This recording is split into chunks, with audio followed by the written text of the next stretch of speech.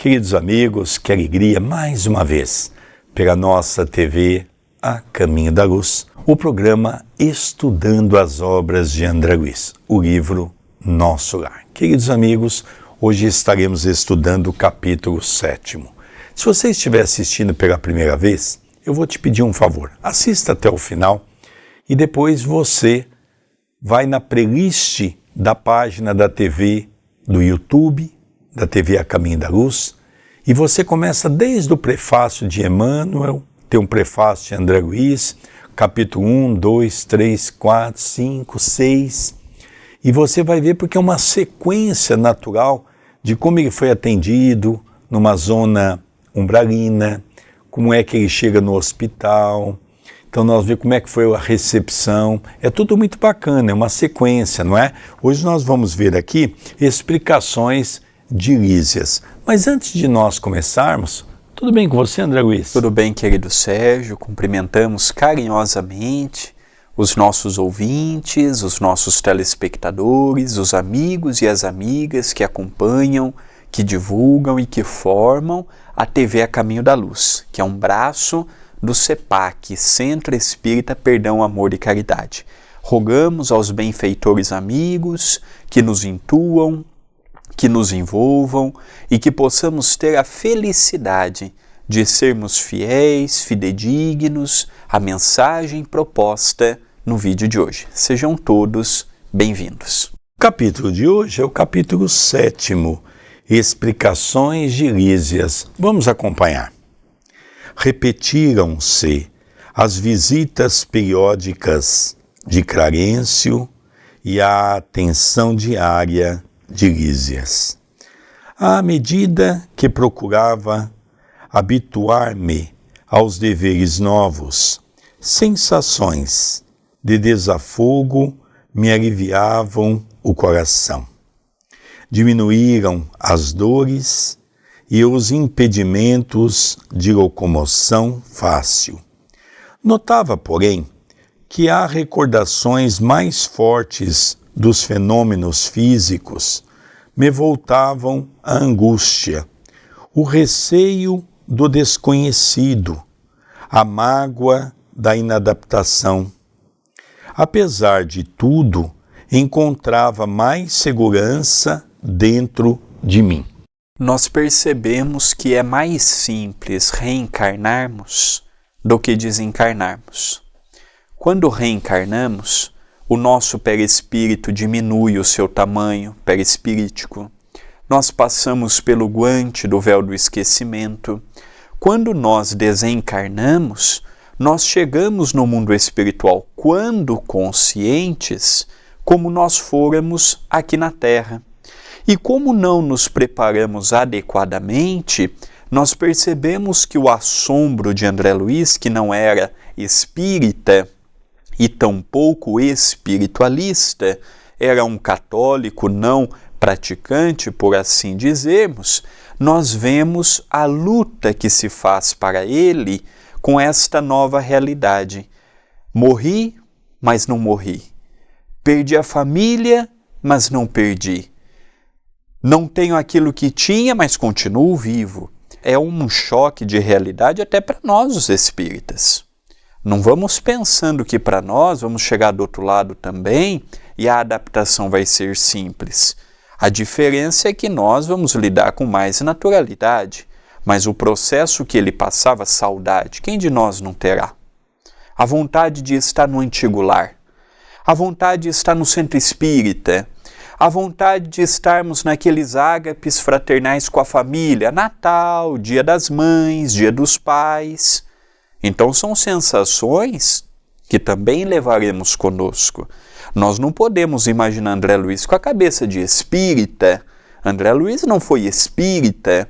André Luiz sequer imaginou na sua vida que existiria algo depois da morte e de repente tudo muda, uma nova cidade, uma nova realidade, uma nova situação. Para ele, por mais que ele estava num lugar bom, por mais que ele estava medicado, é um choque de realidade. Uma coisa interessante, André, no livro Meu Pai, o próprio filho dele menciona que ele não tinha contato com religião alguma. Ele até debochava um pouco dos sistemas religiosos, porque ele havia desenvolvido e muito a intelectualidade. Diga de passagem, isso é um dos grandes equívocos dos grandes intelectuais, que acham que religião é coisa de ignorantes, não é? Um outro ponto também, né, que me chama a atenção é que Clarencio, no dia seguinte, ao chegar no hospital, que seria hoje essa visita que nós estamos vendo, ele faz a mesma pergunta: André, como é que você está? A mesma pergunta que ele fez no dia anterior. E aqui ele já começa a dizer: não, já estou bem melhor, já estou me refazendo. Quer dizer, aqui a conversa do dia anterior surtiu efeito. Vamos continuar a leitura? Deleitava-me agora contemplando os horizontes vastos. Debruçado às janelas espaçosas, impressionavam-me, sobretudo, os aspectos da natureza, quase tudo melhorada cópia da terra. Cores mais harmônicas, substâncias mais delicadas, forrava-se o solo de vegetação, grandes árvores, pomares, fartos e jardins deliciosos. Desenhavam-se montes coroados de luz, em continuidade à planície onde a colônia repousava. Todos os departamentos apareciam cultivados com esmero. A pequena distância, alteavam-se graciosos edifícios, alinhavam-se a espaços regulares, exibindo formas diversas, nenhum sem flores à entrada, destacando-se algumas casinhas encantadoras, cercadas por muros de era, onde rosas diferentes desabrochavam, aqui e ali, adornando o verde de cambiantes variados. Aves de plumagens policromas cruzavam os ares e de quando em quando pousavam agrupadas nas torres muito alvas, a se erguerem retilíneas, lembrando lírios gigantescos rumo ao céu. Das janelas largas, observava curioso o movimento do parque.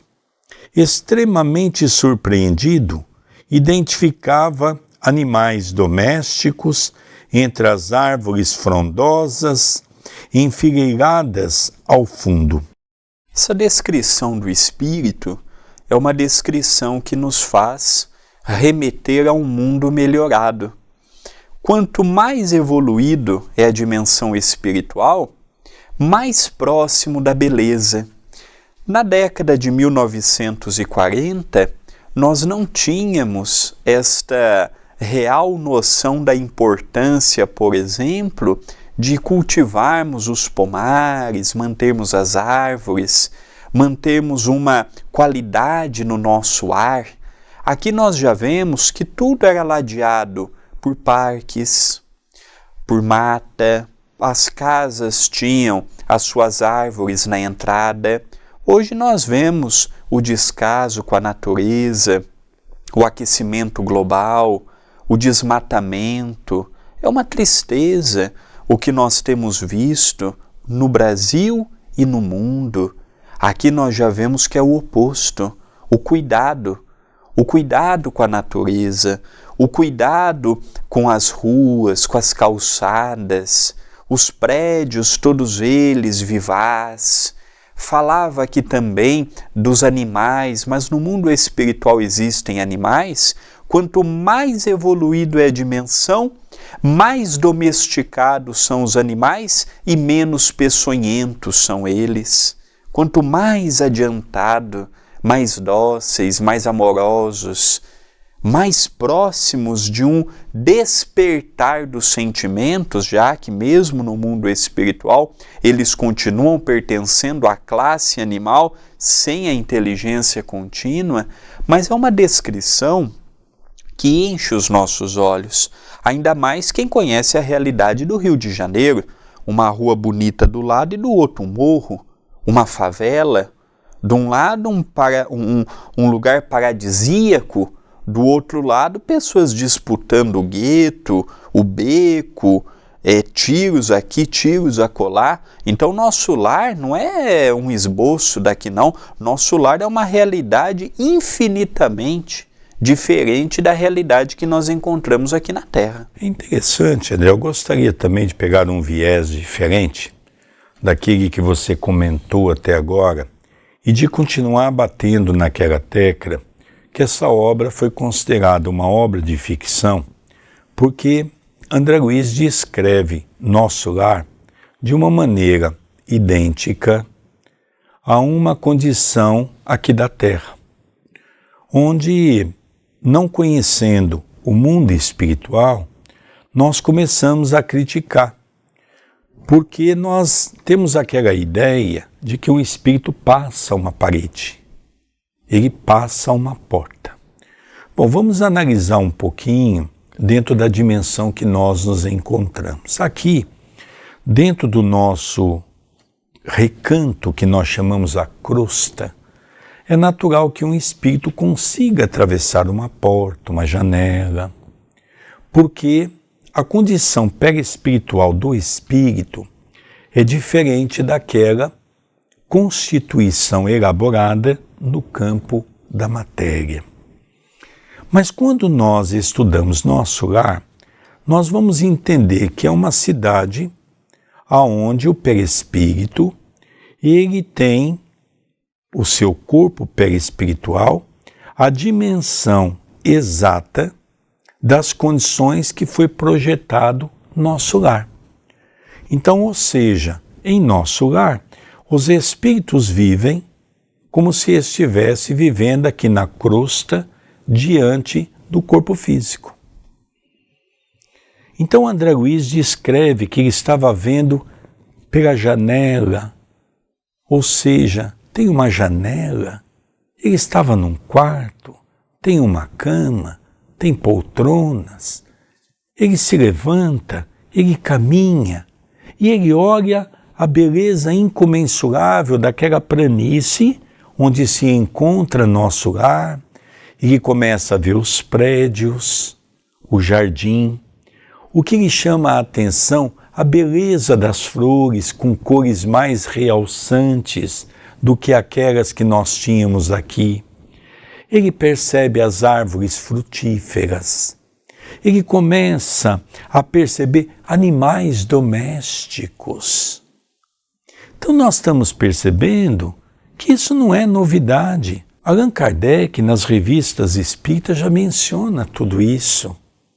É isso que é importante nós notarmos.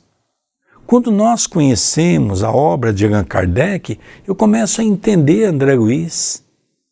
Ele não está trazendo aqui absolutamente nada.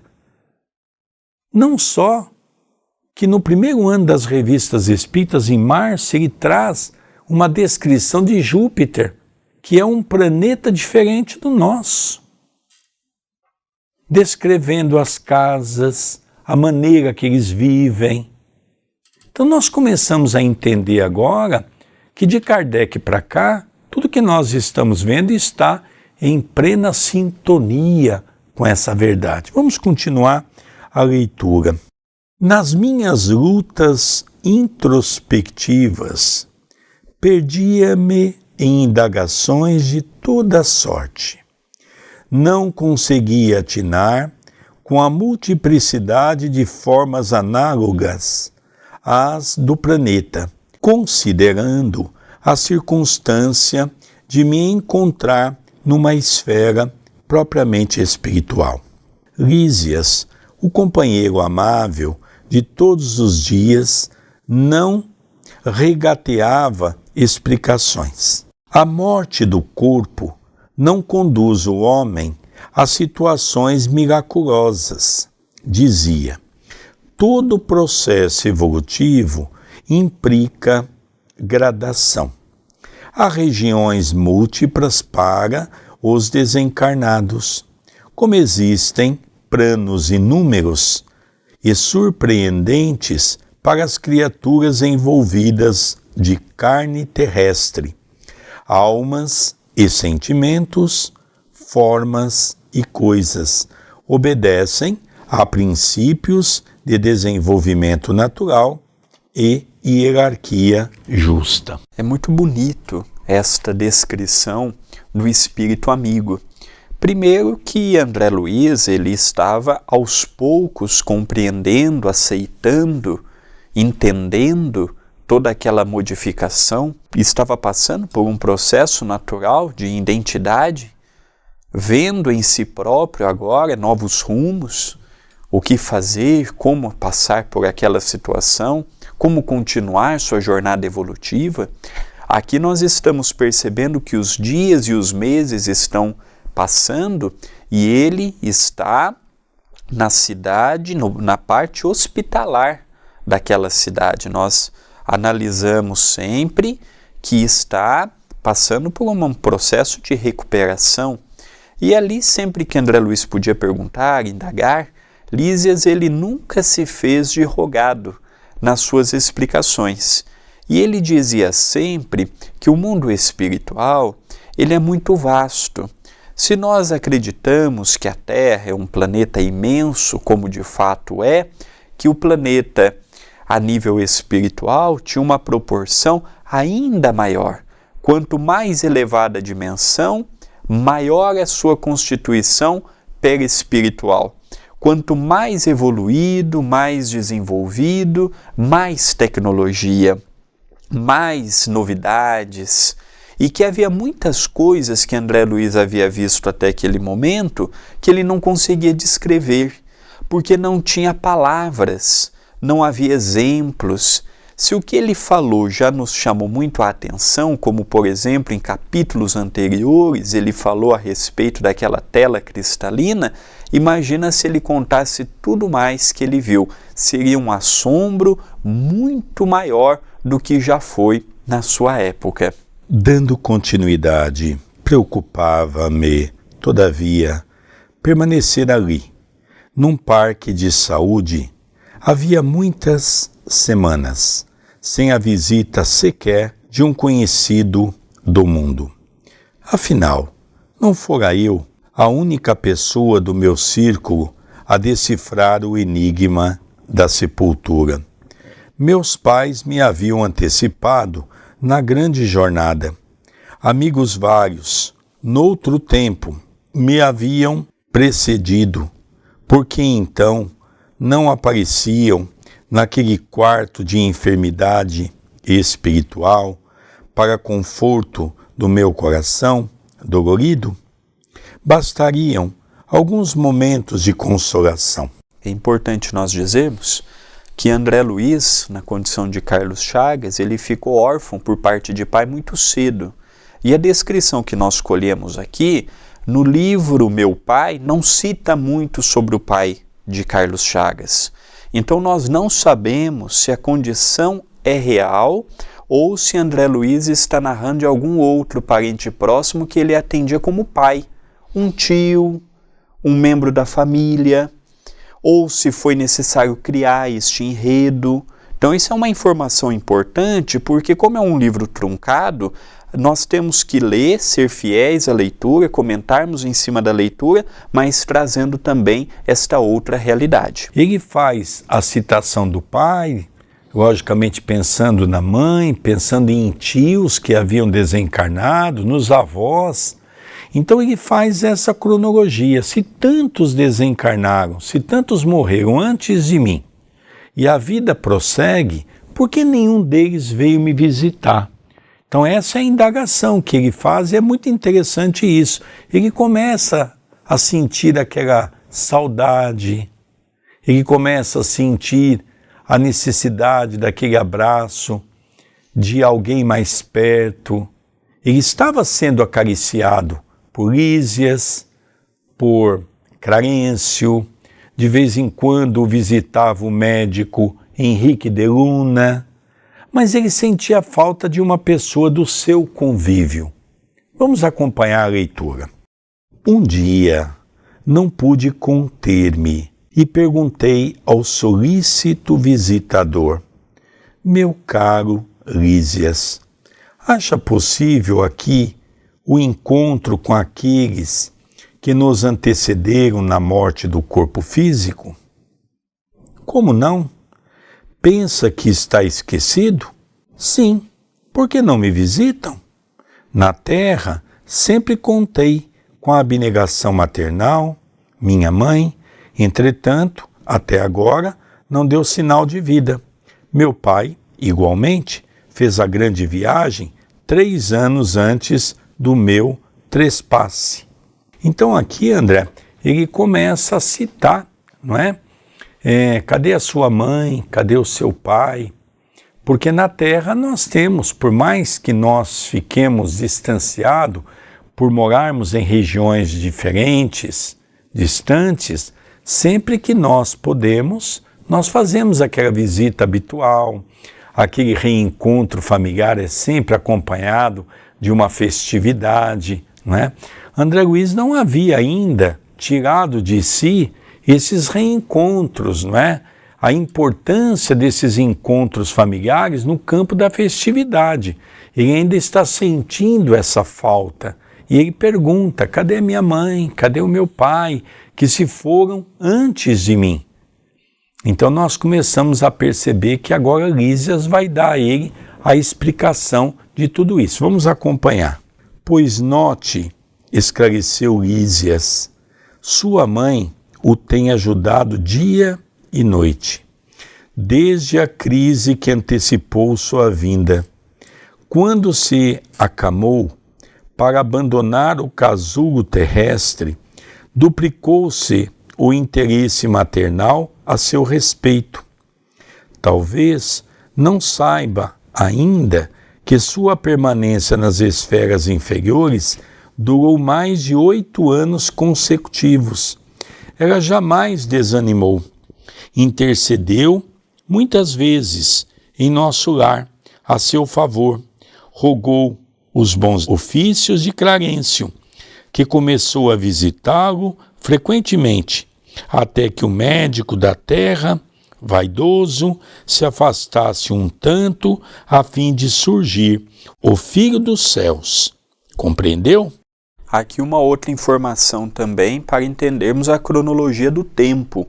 Não foram 8 anos. Esse livro é de 43. Ele desencarnou em volta de 1930 e pouco. E no livro Voltei, nós temos a informação de que ele levou 700 dias para criar psiquismo com o médium. Então, não daria para escrever um livro, 700, quase 2 anos próximo do Chico, e mais 8 no umbral. E aqui também, André, entra aquela questão que nós estamos dizendo. Ele não poderia colocar datas exatas, porque entraria naquela situação de descobrir quem era, não é? Então é importante essa informação. Mesmo que foi um tempo menor, que seja 2 anos, que seja 3 anos, imagina ficar 2, 3 anos naquela região. Isso não tira o mérito. Isso não tira o mérito. É importante nós dizermos que passou 8 anos, ou passou 5, 4, 3, sem que André Luiz pudesse ter noção. É a primeira vez que ele está tendo ideia de tempo. Eu fiquei 8 anos lá, mais as semanas ou meses que eu estou sendo atendido aqui em nosso lar. Então aqui ele começa a ter ideia do tempo. E aqui outra informação importante, André. Você só chegou na onde chegou aqui por méritos da tua mãe que intercedeu por você. E você não chegou antes porque você deixou sua inteligência falar muito alto. Quando você permitiu que a prece, quando você permitiu que o sofrimento falasse mais alto, foi quando você se lembrou da prece. E aí você elevou um pouquinho o seu padrão vibratório, e foi quando o ministro Clarencio teve a oportunidade de ir ao seu encontro, socorrê-lo e trazê-lo à nossa esfera. Mas a sua mãe trabalhou dia e noite desde o momento que ficou sabendo do seu caso grave envolvendo o seu corpo ainda fisiológico. Eu tinha os olhos úmidos. Ignorava o número de anos que me distanciavam da greba terrestre. Desejei conhecer os processos de proteção imperceptível, mas não consegui. Minhas cordas vocais estavam entorpecidas com o nó de lágrimas represadas no coração. Então ele começa a perceber que realmente a mãe estava lhe ajudando. E ele sofreu tudo o que sofreu por conta da culpa dele mesmo, pelo homem arrogante que ele foi. Na verdade, nós vemos que ele conseguiu um grande status aqui na Terra. E ele, logicamente, dentro das condições do poder, e isso nós vemos com muita facilidade, principalmente no meio intelectual. É muito difícil a criatura intelectualizada ser uma criatura humilde. A criatura intelectualizada geralmente se perde pelo orgulho, pela vaidade, pelo egoísmo, se acha mais importante do que os outros. Uma vez eu conversei com um reitor de uma universidade espírita e perguntei a ele qual a maior dificuldade que ele tinha com os professores. Ele disse: Sérgio, é muito difícil. E eu perguntei por quê? Porque essa classe intelectualizada, onde todos eles têm curso de doutor, tem curso de mestrado, tem PhD, eles se acham um mais importante do que o outro. E não é fácil coordenar todo esse grupo. Então nós começamos a perceber que, logicamente, o que Lísias diz a André Luiz é exatamente isso. Você se perdeu, meu amigo, pela sua vaidade. Mas tem sim a sua mãe lhe ajudando, pedindo dia e noite intercessão a nosso lar, a Clarencio, por você. Vamos continuar a leitura para nós entendermos. No dia em que você orou com tanta alma, prosseguiu o enfermeiro visitador, quando compreendeu que tudo no universo pertence ao Pai sublime, seu pranto era diferente. Não sabe que há chuvas que destroem e chuvas que criam? Lágrimas há também, assim. É lógico que o Senhor não espera por nossas rogativas para nos amar. No entanto, é indispensável nos colocarmos em determinada posição receptiva, a fim de compreender-lhe a infinita bondade. Um espelho enfuscado não reflete a luz. Desse modo, o Pai não precisa de nossas penitências, mas convenhamos que as penitências prestam ótimos serviços a nós mesmos. Entendeu? Clarencio não teve dificuldade em localizá-lo, atendendo aos apelos de sua carinhosa genitora da terra. Você, porém, demorou muito a encontrar Clarencio, e quando sua mãezinha soube que o filho havia rasgado os véus escuros com o auxílio da oração, chorou de alegria, segundo me contaram. Aqui nós temos algumas coisas interessantes a analisarmos. A primeira é quando ele fala, por exemplo, que aquele dia que ele fez a prece, que ele colocou todo o desejo, todo o carinho, toda a fé, foi naquele momento que ele permitiu ser visto por Clarencio, porque já havia muito tempo que Clarencio estava vendo-o. Outro ponto curioso nesta parte da narrativa é quando ele fala, por exemplo, da chuva.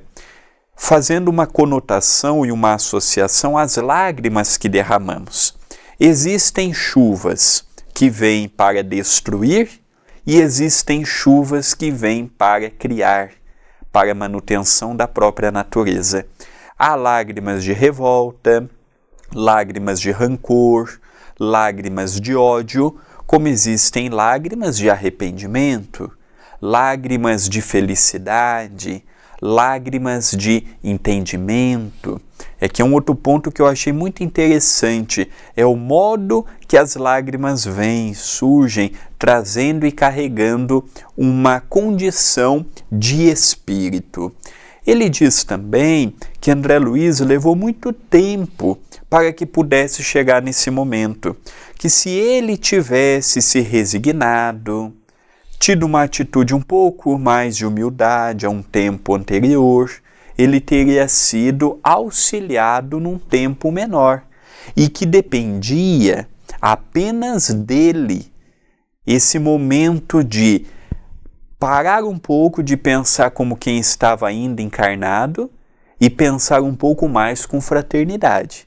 E foi aí que ele abriu as portas do seu próprio coração, elevando um pouco o seu padrão de pensamento, permitindo o auxílio da espiritualidade amiga. Então agora nós vemos que ele chorou de alegria, mas ele continua indagando sobre a sua mãe paralisa. Vamos acompanhar. E onde está minha mãe? Exclamei por fim. Se me é permitido, quero vê-la, abraçá-la, ajoelhar-me a seus pés. Não vive em nosso lar. Esclareceu Lísias. Habita esferas mais altas, onde trabalha não somente por você.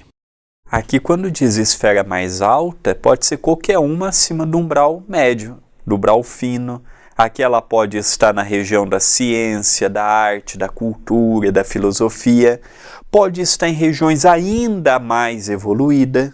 Não menciona, apenas cita que não mora mais em nosso lar, que está numa região acima espiritualmente de nosso lar e que não cuida apenas dele, que ela tem outros interesses, tem outras motivações, existem outras pessoas que estão sob a sua tutela e que ele é um desses muitos que ela, neste plano sublimado, procura levar o amparo, o alívio e o esclarecimento. Então, aquele que está espiritualmente falando numa posição acima, por caridade, olha por aqueles que estão numa condição inferior.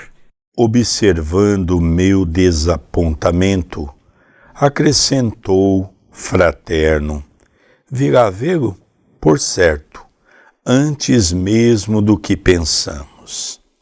Quando alguém deseja algo ardentemente, já se encontra a caminho da realização. Tem você, nesse particular, a lição do próprio caso. Anos a fio rolou, como pruma, albergando o medo, as tristezas e desilusões. Mas quando mentalizou firmemente a necessidade de receber o auxílio divino, dilatou o padrão vibratório da mente e alcançou visão e socorro. Então aqui, André, nós vamos perceber que um pouco antes, Lísias diz a ele que ele só foi socorrido daquele lugar quando ele fez uma prece ardente. Não que Deus, de uma certa forma, apenas atende àqueles que pedem, mas é porque nós vivemos num planeta de leis que são leis imutáveis. Para que ele pudesse permitir que espíritos bons se aproximassem dele, naquela região que ele estava com o pensamento totalmente deturpado, ele teria que mudar o seu padrão vibratório. E ele lembra que ele havia visto não só a sua mãe, mas ele relembra que se ouvia muito dizer que a prece, quando nós oramos a Deus com fé, nós recebemos ajuda. E ele diz, vamos aqui tentar. E ele fez aquela oração com fé, quando Clarencio então resgata ele daquelas regiões. E agora ele fica sabendo que a mãe é que intercedeu por ele, que intercedeu a seu favor.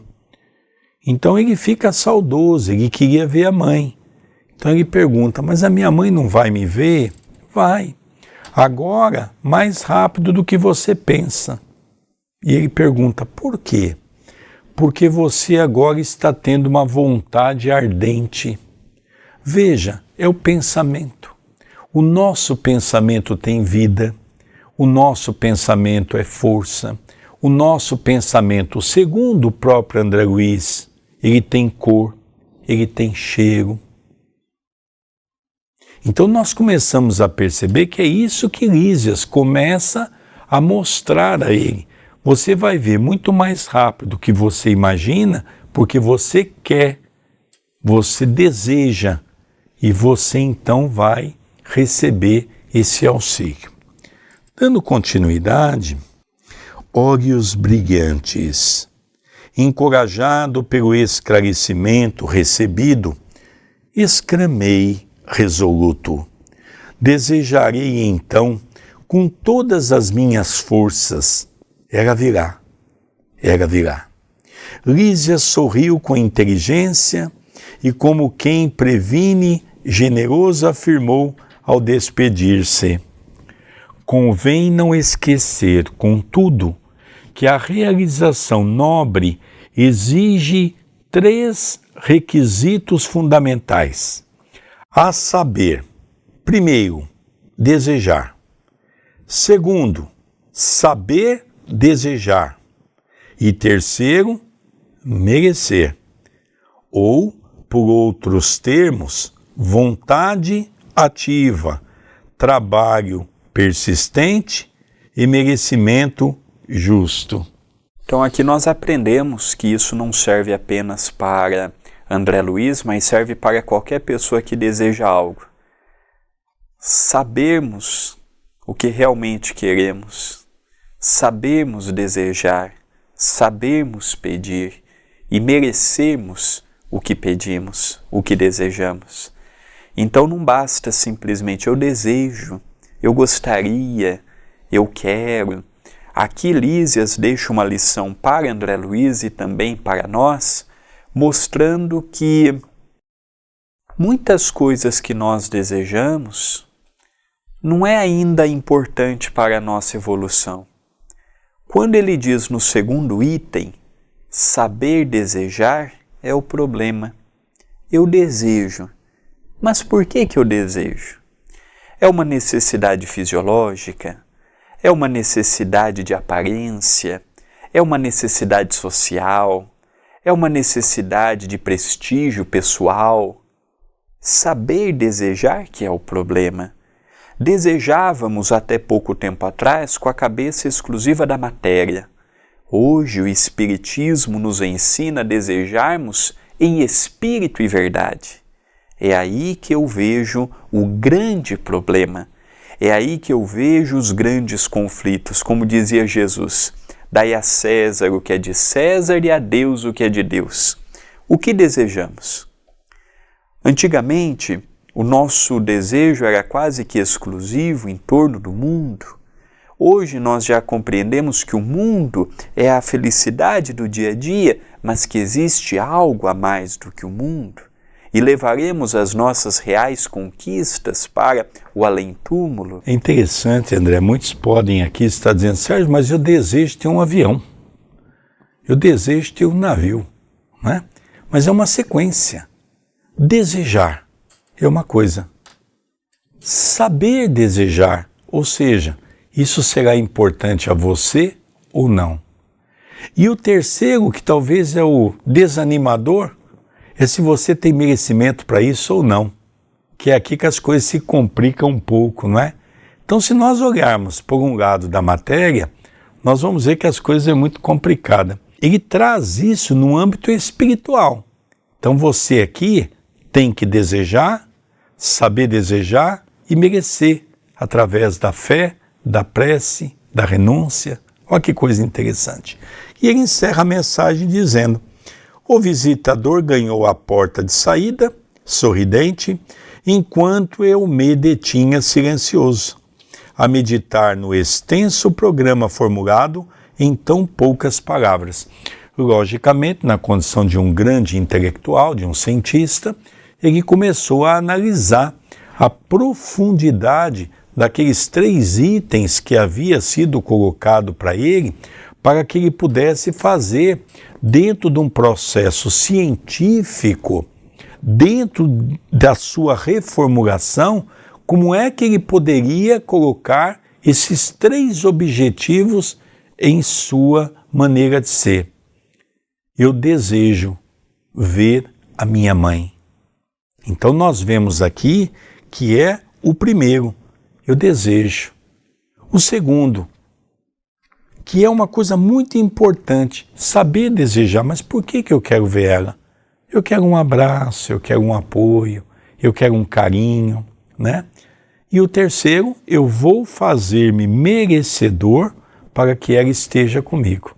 E é aí que as coisas vão acontecer. Estamos encerrando o nosso capítulo 7º do estudo do livro Nosso Lar. Já estão disponíveis os vídeos anteriores. E neste vídeo de hoje eu peço aquilo que habitualmente venho pedindo: o seu like, o seu comentário no vídeo, o seu compartilhamento. É um processo de esclarecimento. A divulgação de um canal no YouTube se faz com a ajuda de todos. Não é simplesmente subir um vídeo ou fazê-lo ao vivo que as pessoas do nada vão chegar. A sua ajuda na divulgação, ela é importante. Pegue o link do vídeo, mande para uma pessoa espírita, divulgue na sua rede social, divulgue no WhatsApp, no Telegram, qualquer meio de comunicação que nós tenhamos.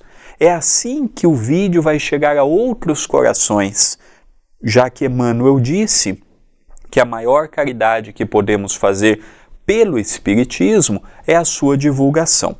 Se você ainda não se inscreveu no canal, se inscreva. Se não habilitou o sininho, que são as notificações, habilite. E também você pode ajudar financeiramente a TV e o Centro Espírita Perdão, Amor e Caridade, sendo membro do canal.